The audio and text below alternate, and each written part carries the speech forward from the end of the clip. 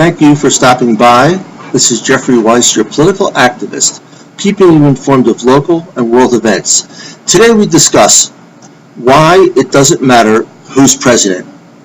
This will be a retrospective analysis of the Barack Obama presidency, or what happens after the clapping stops. During the 2008 campaign, Mr. Obama made many grand promises to an American public who had endured 8 years of George Bush and Republican rule. But rather than reversing the Bush policies, he furthered them. Weren't we certain that democracy and capitalism were going to return to America? Within days of assuming the presidency, Mr. Obama compromised all his values, reneged on his campaign promises that he had made, and declared to his inner circle that his priority was shooting his game of basketball, golf, and that the agendas of government would pretty much have to run themselves because he was not competent to advise them on policy because he had no experience.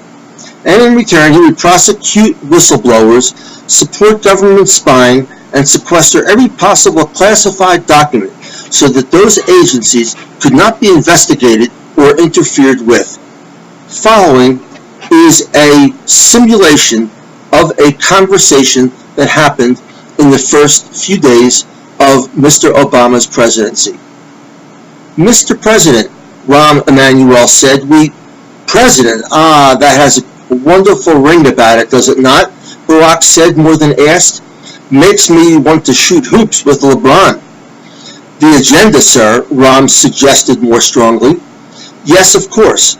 We'll start with complete transparency, then charge Bush, Rumsfeld, Rove, and Cheney with war crimes.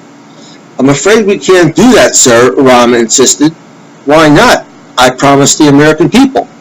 Well, sir, it might set a bad precedent. You see, chances are you're going to be guilty of war crimes yourself. If you prosecute Bush and his cronies, then the next president might decide to do the same thing. But I would never commit a war crime, Obama exclaimed. Let's set that aside for a minute, sir. There's a man here to see you who supported your presidency by rallying a great number of volunteers and voters to your cause. Who is it? David Carruthers, president of Tax the Fat. It's an organization promoting a tax on unhealthy foods in the schools and supermarkets. Send him in. A tall, thin young man wearing an off-the-rack suit entered. Tell the president your agenda, Mr. Carruthers, Rahm instructed. Very well. Carruthers took a seat, then said to Barack, we want you to propose a food tax like several Scandinavian countries have put in place. Foods with too much cholesterol, salt, sugar, and fat will carry a premium, while foods lower in those categories will sell at a discount. We have a plan already formulated, and it's relatively simple to implement. In addition, you can champion legislation that will end the advertising of junk food on TV. 44% of all commercials are for food with no nutritional value and make you fat. 80% of Americans are overweight and 50% are obese. That's what's breaking the back of Medicare and Medicaid. That sounds wonderful, Mr. Carruthers, Obama said. Now let me explain reality to you. Americans spent $115 billion on non-alcoholic beverages last year and $1.240 trillion on food. The food and beverage lobby likes things just the way they are.